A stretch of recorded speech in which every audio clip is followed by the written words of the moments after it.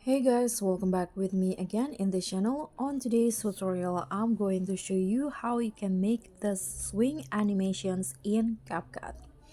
So first you can start by adding the clips that you want to edit into Capcut like this, and then just head to effects and then click on the video effects, type on the search column and just type in electric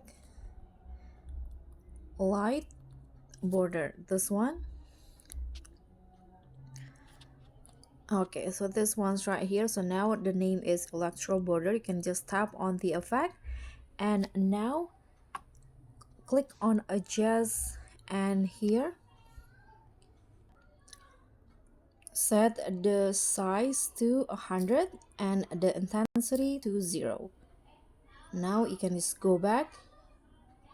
Don't forget to apply adjust the durations of the effect, and here you can also zoom in the clip to make it bigger.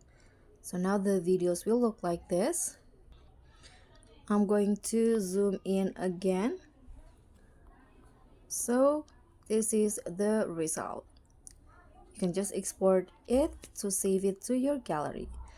That's all from me. Thank you so much for watching. Don't forget to like, comment, and subscribe. Also click on the links. Bye.